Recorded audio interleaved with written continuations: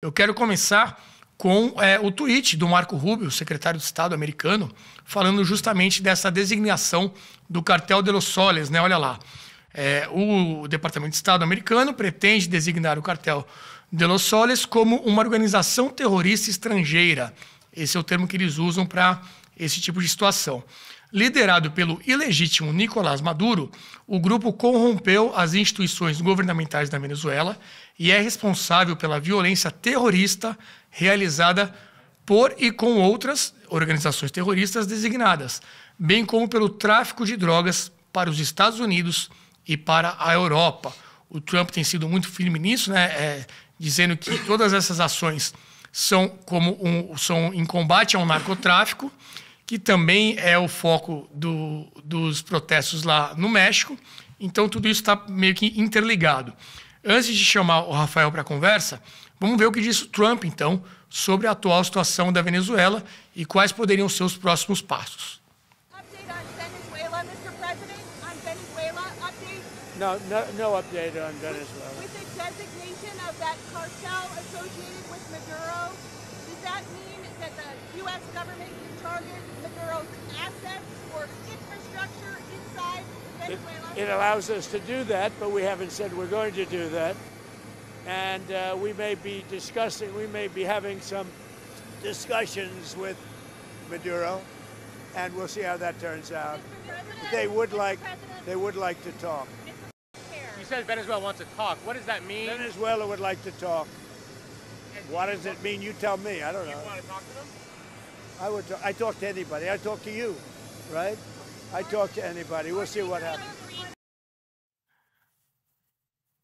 O Trump sempre nesse estilo inconfundível, né? E eu quero saber do Rafael. O Rafael está aqui com a gente para fazer esse relato. Primeiro, conta como é que você veio parar aqui no Brasil. Acho que é um relato interessante, Rafael. Rapidamente aqui, esse histórico. É uma situação inusitada, né? Essa sua vinda para o Brasil. E a sua expectativa para esse momento agora com os Estados Unidos nunca tão próximos ali de realmente ter um resultado prático, né? Com a saída, talvez, do Maduro. Boa noite. Boa noite, Renato. Boa noite a todos na audiência, na bancada também. A minha vinda para o Brasil foi... eu era parte de um movimento político que realizava ações contra o regime e chegou num ponto em que a perseguição foi muito intensa. A gente teve que sair. Eu saí num porta-malas de um carro, né, e atravessei o país até sair pela Colômbia, né, atravessei a fronteira com a Colômbia, e dali eu vim para o Brasil e fiquei aqui, né, porque era a opção mais segura também, pois o movimento do então candidato de esquerda Gustavo Petro já estava crescendo esse movimento que depois se tornou a presidência do Gustavo Petro. Então, uma presidência radical, um movimento radical na Colômbia se estabelecendo e tendo acesso ao poder para nós também representava um risco de segurança. Então, por isso, fiquei no Brasil. E desde então, como falei na live da Brasil Paralelo na sexta também, a minha vocação pela Venezuela simplesmente mudou de território, mudou de localização. Então essa minha breve história, ou a minha história contada de forma breve. Muito bem. Que ano que foi essa sua vinda e como é que está agora a sua expectativa para esse momento, né? Você acha que agora é diferente? Já houve algo parecido nesses últimos anos? Acredito que podemos estar realmente aí perto de uma mudança, né? De uma ruptura desse regime. Qual que é a sua opinião? Então, para responder a primeira pergunta, foi em 2017 que eu cheguei, no contexto dos protestos, as manifestações e o conflito entre o governo e a cidadania que tem sido mais violento até agora, com muitos mortos, jovens principalmente. E sobre a situação atual, eu acho que jamais tinha acontecido uma pressão de tal forma no nível militar. As tensões sempre têm existido desde a chegada do chavismo ao poder, Tanto é assim que em 2002 a oposição, com apoio financeiro da CIA, consegue derrubar o Chávez por 48 horas e depois ele volta, né? Em 2019, se não estou errado, acontece o fenômeno Guaidó, mas, de novo, é uma opção de soft power, não é uma entrada direta militar como está acontecendo agora, que temos já oficialmente a presença do porta-aviões Gerald Ford, que já oficialmente está no Caribe, entrou pela passagem de Porto Rico e agora está olhando diretamente para a fronteira venezuelana. Eu acho que é uma pressão que é a primeira vez que está acontecendo. Agora, o Trump fica falando que ele não vai entrar, mas fala que vai fazer operação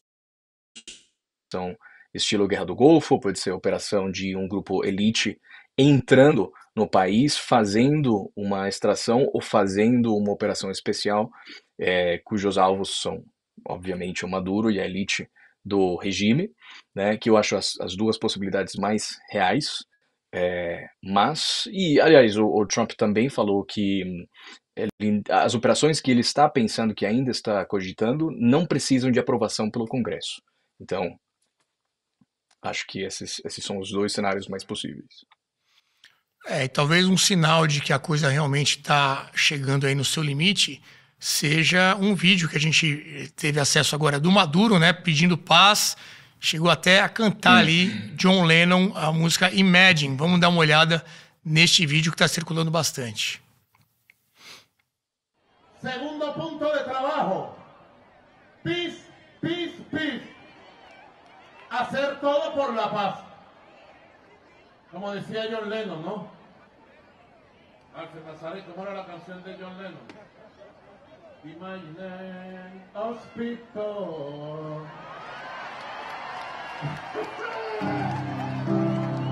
Mira, son jodedores. Imagine all the people.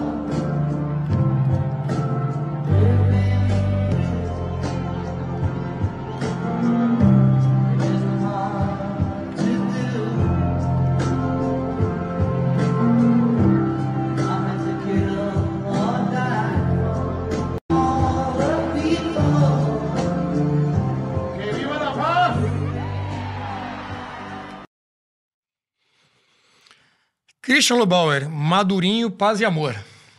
Não, é uma cena deprimente, eu diria. Mas eu queria fazer uma pergunta pro Rafael. Claro. Ô, Rafael, aproveitando a sua presença aí, a gente lê muita coisa e tenta entender, né? É sempre difícil entender o que está acontecendo exatamente, mas com a sua experiência, o que me falam muito é a presença de, não sei se o número está correto, 60 mil cubanos que vieram nesse período e que treinaram as forças de polícia e uma parte, enfim, se infiltraram no treinamento das Forças Armadas e tal, e que essa deveria ser a maior preocupação de todos, porque é um pessoal mais treinado, assim, que, enfim, trouxe um pouco mais de sofisticação para a defesa do regime.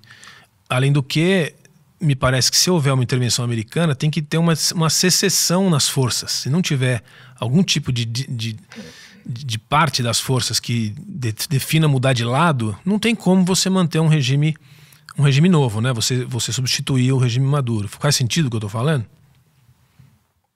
Faz muito sentido. E Christian, essa eu vou falar de invasão bancada pelo próprio governo, aconteceu depois do golpe de 2002. Eles começam a acolher, a receber milhares de agentes cubanos, né? As pessoas, durante os protestos que continuaram acontecendo, as pessoas começaram a pegar o sotaque dos cubanos e falavam: olha, esse polícia que tem um uniforme venezuelano tem sotaque cubano e não é daqui. Então é uma política contínua que está acontecendo, que foi uma infiltração, uma cooptação, ou não gostaria de falar de cooptação, mas de entrega proposital do governo às forças, ao controle cubano. Em todos os níveis, não é só na alta hierarquia do governo, mas também nas vizinhanças, né? nas casas, nas quadras, nos quartéis, em todo lugar você tem pelo menos um agente cubano, ou um agente que já aprendeu dos cubanos, que leva adiante o método cubano da inteligência do G2 cubano de manter uma vigilância constante dentro das casas, dentro de todo lugar que você olhar, né? Então a dissidência continua sendo ela é controlada por uma pressão constante, por um medo constante de uma possível operação na sua conta se você falar alguma coisa. Por exemplo, hoje foi declarada culpada uma senhora de 65 anos, eu acho, por um áudio que ela compartilhou, criticando a situação do governo. Ela deram uma pena máxima de 35 anos de cadeia, só por compartilhar. E isso responde também ao método cubano. E você vê que é um formato de governo que está atrincheirado, é um governo que vai para um confronto, mas não um grande confronto. Eles querem fazer uma guerra de guerrilhas e eles têm se preparado por muito tempo nesse sentido. Eu acho que essa pressão que eles estão sentindo fala muito da efetividade da política do governo. Agora eu não estou lembrando a segunda parte da sua pergunta, Christian, desculpa. Não, as forças. Se não é necessário que tenha uma secessão nas Forças Armadas para que tenha uma sustentação de um regime substituto? Com certeza. E na verdade, eu acho que essa a aposta principal do governo Trump, né? A divisão das forças. E geralmente a tendência histórica é que um novo regime nasce do próprio regime que foi derrubado. Então, esse é o jogo que eu acho que os Estados Unidos está apostando e pode ser que dê certo. Pois é, geralmente é o que acontece, né? Com uma parte desse apoio acaba vendo que é mais negócio se virar contra. E isso tudo, né? A gente comentou aqui no início, esse jogo geopolítico aqui da América Latina, muito com o olho dos Estados Unidos. O New York Times publicou um artigo falando sobre aquilo que eles estão chamando de doutrina Monroe, né? Em alusão a Monroe, que tinha lá no passado. Acho que foi você, Luiz Felipe, que citou, que era uma repetição da doutrina Monroe, que aconteceu no passado, esse jogo de influência, né, nos países, e agora o Trump, então, querendo ter a sua zona de influência no hemisfério ocidental. O Ricardo. Foi o Gomes, né, que falou. América para os americanos. E aí diz aqui, né, o artigo, destacando que os Estados Unidos então estão dando recompensas para quem está aliado. Por exemplo, a Argentina. A Argentina acabou de ter uma ajuda muito forte dos Estados Unidos com a questão fiscal, né? Eles deram muito dinheiro, compraram pesos argentinos para ajudar no controle da moeda. Milei acabou ganhando as eleições para o Congresso, isso foi muito bom também para essa estratégia, enquanto vai punindo os rivais. E aí, obviamente, vamos lembrar do Brasil, a gente vai falar das tarifas daqui a pouco, segue sofrendo o Brasil com essas tarifas, e a questão toda é política, como já ficou muito claro. Tua visão, Luiz Felipe, desse jogo, se quiser também conversar com o Rafael, fica à vontade.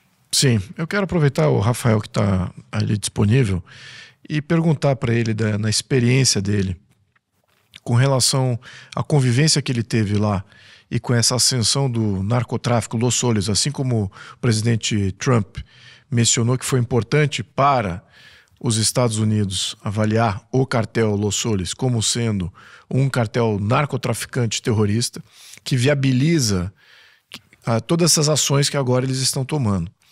E aí agora a pergunta, em termos de comparação com esse cartel Los Soles da Venezuela, com os cartéis que nós temos aqui no Brasil, Comando Vermelho e PCC mais pronunciadamente. Você vê alguma distinção desses dois cartéis? Eles são mais similares do que eles são distintos? Operam conjuntamente?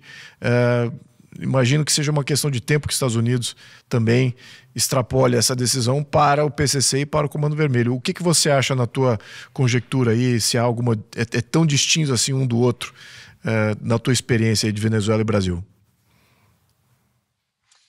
Olha, é uma boa pergunta, porque eu gosto. O Trump recentemente declarou o Tren de Aragua, que é outra organização criminosa como venezuelana, como organização terrorista internacional. E eu gosto de sempre comparar o Tren de Aragua com o Comando Vermelho. Então, enquanto sobre as atividades, sobre a natureza, inclusive as origens digamos, das organizações criminosas são muito parecidas. Agora, a diferença é a extensão e a evolução dessas organizações. Essa foi uma organização que, primeiro, nasceu esse chavismo, esse Cártel de los Soles, desculpa, o Cártel de los Soles nasce nos anos 90, inclusive, antes do chavismo. Ele começa no exército, né, com breves operações que foram detectadas. Depois é o chavismo que coopta essas redes de narcotráfico presentes nas Forças Armadas e leva para fins revolucionários com a entrada dessa dimensão narcoterrorista através das ligações que o chavismo construiu com o ELN, o Exército de Libertação Nacional na Colômbia, as FARC na Colômbia também, e isso todo vem, eu gosto de citar esse exemplo, isso responde a uma preparação de décadas que vem acontecendo desde, eu acho que os anos 60, quando o oficial soviético Jan Serna, o próprio Olavo cita esse nome, Jan Serna, que ele entra, vem para a América Latina e começa a cooptar redes presentes existentes de narcotráfico, torna para os fins revolucionários. Então, é uma diferença, porque não é só criminosa, mas também eles levam para um nível muito maior, que é a politização, um projeto de poder concentrado no terrorismo, no tráfico e na ideologia revolucionária. Eu acho que é uma evolução. Muito bem, quero colocar agora o Adriano Janturco nessa conversa. Janturco, você acredita que a gente está realmente chegando perto do fim desse ciclo? E sempre vem aquela pergunta, né? O que vem depois? O dia seguinte, se a gente tiver a queda realmente do Maduro. Boa noite. Boa noite, Renato. Boa noite a todos. Eu vou responder, mas primeiramente me permita uma piada, porque assim, não conhecia Rafael, mas já com Rafael e comigo, vocês já são, o Brasil Paralelo já contrata mais estrangeiros que a mídia tradicional que se diz pró-imigração e cosmopolita. Mas, ok, não sei se tem outros funcionários estrangeiros, mas vamos lá para frente. Olha, tudo indica que sim, né? Porque talvez o público tenha se confundido com todas essas categorizações como grupos terroristas, mas este último passo que foi dado é um passo realmente muito importante. Antes era o Departamento do Tesouro a ter declarado o Cartel de los Soles como grupo terrorista. Agora o Departamento de Estado. Então isso já eleva a questão a um nível maior ainda. E há uma série de movimentações militares que todo mundo está acompanhando esses dias que indicam exatamente isso. Também as declarações de Trump, mesmo se tem que ser tomadas com muito cuidado, porque obviamente essas são questões secretas. Caso você esteja preparando uma operação militar, você não vai contar os detalhes. Então, mas tudo indica que sim, que realmente terá. E as mesmas declarações do Maduro, né? Vimos lá assim, o medo que ele está tendo, então indica que realmente algo está se aproximando. Agora, uma eventual operação militar, vista a disparidade de forças em campo, é até relativamente fácil. Se os Estados Unidos quiserem, eles conseguem derrubar o regime em 2 segundos. O ponto não é exatamente, o problema não é este. O problema é como fazer isso. Então, uma coisa seria eventualmente, por exemplo, matar Maduro com uma intervenção externa. Outra coisa seria fazer com que seus atuais aliados possam trair ele e eles matem Maduro. Outra coisa ainda seria capturá-lo vivo. Então, até mesmo dentro da Casa Branca, existem atualmente algumas visões diferentes.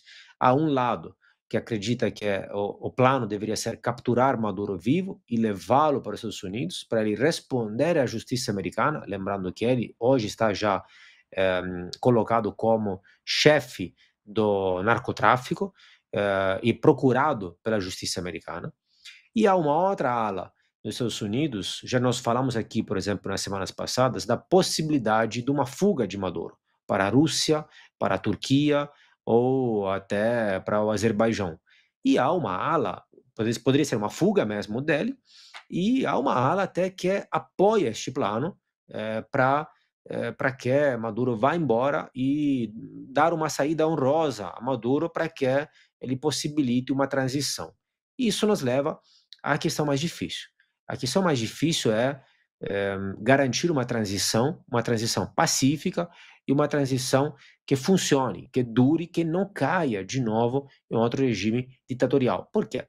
Porque mesmo tirando Maduro, atualmente, quem tem o poder, quem tem as armas mesmo concretamente, são os aliados de Maduro. O exército, que ele fortaleceu muito nestes últimos anos, e exatamente estes cartéis. Então, assim, se você só tirar Maduro, a coisa mais provável seria a queda, novamente, num outro regime ditatorial com outra pessoa no lugar de Maduro. Obviamente não é essa a ideia é uma transição democrática, em direção à democracia. Então, para garantir isso é muito complicado. Lembrando que a líder da oposição, com certeza, é Corina Machado, mas não haveria como, do ponto de vista jurídico, justificar uma passagem de bastão para Corina Machado imediatamente. Então, talvez o cenário mais provável é que, lembrando que teve eleições no passado recente, e que foram vencidas pela oposição. Corina Machado foi impedida de concorrer, e um professor Urrutia, ganhou as eleições. Então, o cenário mais provável é que ele assuma como presidente, eventualmente presidente interino, ou não sei, ou algo por aí, e eventualmente depois, num futuro mais próximo, possa ter novas eleições. Então, o problema é o problema da transição. Por que está se perdendo tanto tempo assim? Por uma questão legal, de como fazer isso, se fazer via intervenção externa ou via grupos internos venezuelanos, que seria eventualmente o ideal que seria que o mesmo povo venezuelano conseguisse, não obstante seja, claro, já desarmado e tudo, conseguisse depor o ditador e depois garantir essa transição. Não é nada garantido. Pois é, muitas incertezas por enquanto. Eu quero ouvir o Ricardo Gomes. Foi ele que tinha dito sobre essa questão da influência americana, né? Doutrina Monroe lá atrás, e agora o que o New York Times chama de doutrina Monroe. Você acha que os Estados Unidos devem ter esse papel de xerife do mundo, ô Ricardo? Boa noite. Boa noite aos colegas do debate aqui, boa noite também ao Rafael. Deve ter uma discussão, tem é outra. Os Estados Unidos primeiro, né? A gente pode até discutir se cabe uma nação exercer esse papel de polícia do mundo. A realidade é que os Estados Unidos, eles se impuseram esse papel nas Américas lá em 1823, com a chamada doutrina Monroe, né, que a gente está comentando aqui. O que era a doutrina Monroe? Era a América para os americanos. Qual era o contexto disso, né? Os Estados Unidos eles ficam independentes em 1776, mas em 1812 a Grã-Bretanha, a Inglaterra, invade de novo os Estados Unidos tentando reconquistar as colônias. Eles chegam a botar fogo na Casa Branca, no prédio do Congresso, no Capitólio, tomam a cidade de Washington. A guerra de verdade, 1812, nos Estados Unidos. Os Estados Unidos conseguem repelir essa ameaça inglesa. A Inglaterra sentiu que não teria de novo colônias nas Américas. 1822, a independência do Brasil, as colônias espanholas também já se independizando. Os Estados Unidos dizem, olha, não queremos mais saber de europeu mandando aqui, esse hemisfério é nosso. É isso que dizia a doutrina Monroe. As Américas vão ser zona de influência dos Estados Unidos e não das colônias, das metrópoles europeias. Atualizando para hoje, Trump está dizendo o seguinte, as Américas serão a área de influência dos Estados Unidos e não da China. Essa mesma doutrina ela foi se atualizando, ela serviu também para evitar a expansão da influência soviética na América Latina. Agora, a doutrina Monroe, ela se tornou a política dos Estados Unidos, não só do governo. Na época, Monroe virou a doutrina de Estado, não de governo. A grande pergunta é se a doutrina, essa nova versão da doutrina Monroe que Trump está propondo, se ela é capaz de se tornar uma doutrina dos Estados Unidos da América e não do governo Trump. Lembrando que Trump tem mais 3 anos de governo e depois deve fazer um sucessor ou não, porque a democracia americana tem o que não tem a venezuelana, a alternância no poder. Então, esse é o jogo, esse novo posicionamento de Trump, que significa também um reavivar de uma Guerra Fria. Ele vai conseguir, essa lógica, ela vai se perenizar como uma lógica de Estado, ou ao fim do governo Trump ela é desfeita e há um retrocesso nessa lógica.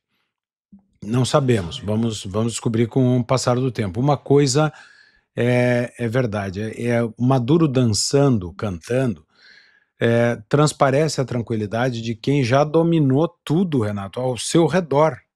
Não tem mais nada dentro da Venezuela capaz de derrubar Maduro.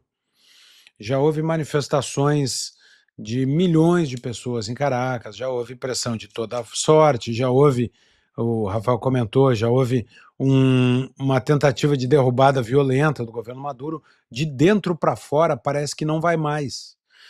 E a gente não pode subestimar a capacidade de sobrevivência desses governos, que está aí Cuba para mostrar o exemplo, né? Cuba, em 1961, teve uma tentativa na Baía dos Porcos, né? Uma tentativa do mesmo governo Kennedy de subvencionar, de apoiar cubanos exilados para retomar a ilha de Cuba. Isso foi rechaçado pelo exército cubano com apoio da União Soviética.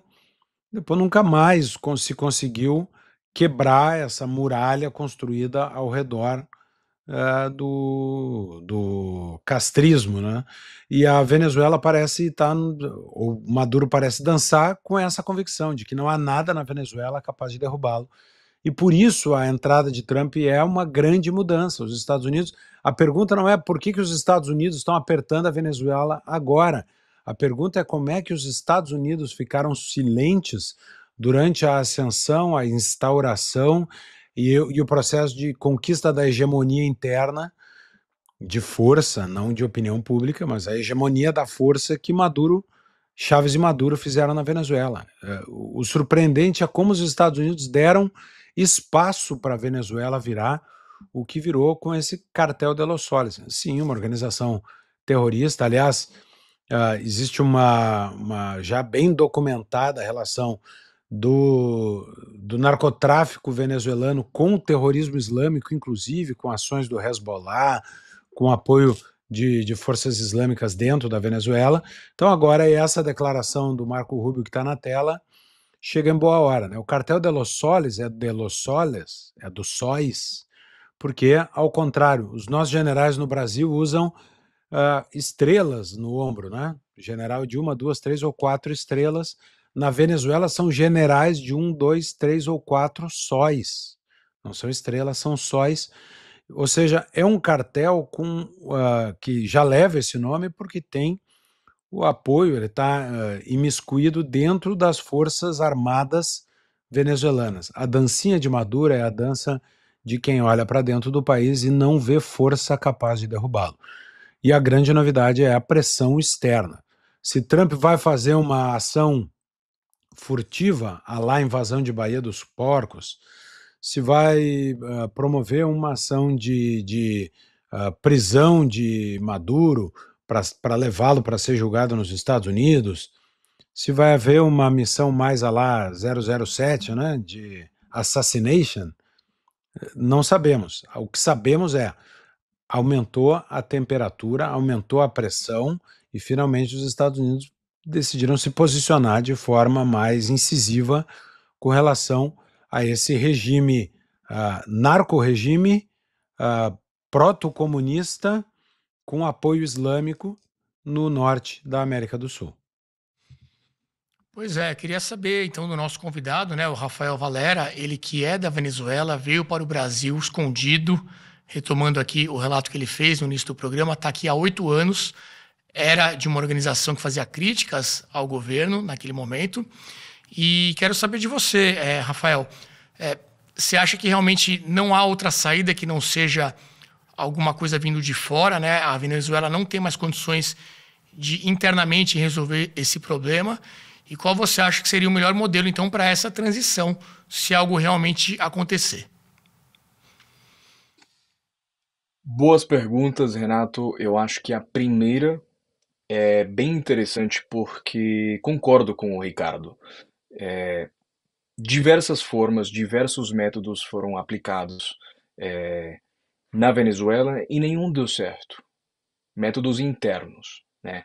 Mais violentos, menos violentos, diálogo, protestos, subversão de insurgência de policiais, membros da Guarda Nacional, eleições de todas as formas, e simplesmente as forças dissidentes na Venezuela não conseguem fazer o trabalho, né? Por uma ou outra causa, por uma ou outra razão, não conseguem, né? E outra coisa é também uma aliança que tem sido construída nos últimos 7 anos, 6 anos, dos empresários da classe comercial econômica da Venezuela com o regime. Então, o regime já controlando a classe empresarial, fica muito difícil viabilizar uma solução política porque não tem recurso, não tem uma aliança entre o setor privado e os cidadãos, coisa que no passado sempre foi essencial e sempre fazia possível que ações pudessem ter algum tipo de força, vamos dizer assim. E eu acho... Renato, você poderia me lembrar da segunda pergunta? Desculpa. A melhor forma de transição, então, agora nesse momento, o que você imagina aí seria um bom caminho para a Venezuela? Olha, um bom caminho, eu posso te falar o cenário ideal e o cenário real. Conhecendo esse país caótico e surreal que é a Venezuela. Eu acho que o cenário ideal seria uma transição democrática, né? E eu vou usar um termo bem que às vezes pode ser meio obscuro, dessovietização da República, que é um processo bastante difícil e quando não é feito da forma certa, da forma total, o país entra num caos de corrupção e não muda muita coisa. E o cenário real, eu acho que os Estados Unidos sempre tiveram problemas para resolver o problema político. Por exemplo, no Egito. No Egito eles fizeram uma mudança de regime efetiva. Mas quem assumiu o poder não teve a suficiente força e quem assumiu o poder depois, pela via mais agressiva, foi a Irmandade Muçulmana. A Líbia, bom, estamos vendo o resultado, a Líbia não é mais. Então, a resolução do problema político é uma coisa chave e que eu não sei se eles são capazes de fazer uma transição democrática. Por isso, eu acho que o cenário mais realista que um cenário é que eles vão criar uma espécie de transição com muita presença militar do exército atual, né? Uma transição que não seja muito democrática, mas que resolva o problema para os Estados Unidos. Ali se resolve o problema realmente para os venezuelanos, a geopolítica não se importa muito com isso. A política dos Estados Unidos é vender aquela narrativa de a gente acabou com o comunismo, né? Eu posso julgar, não posso julgar, porque no final são os interesses dos Estados Unidos, né? Morais. Então, eu acho que essa poderia ser uma alternativa realista para os Estados Unidos, que pode ser que não tenha uma transição democrática, mas teve uma transição e a gente saiu dessa elite revolucionária narcoterrorista. Então, assine a Brasil Paralelo por R$ 7,90 em planos com até 70% de desconto. Você vai ter muito conteúdo e esse R$ 7,90 que é pouquinho para você, pra gente faz muita diferença e vamos continuar as nossas produções, documentários, filmes e muito mais. Aproveite o QR Code na tela, aproveite o link na descrição desse vídeo e torne-se membro da Brasil Paralelo.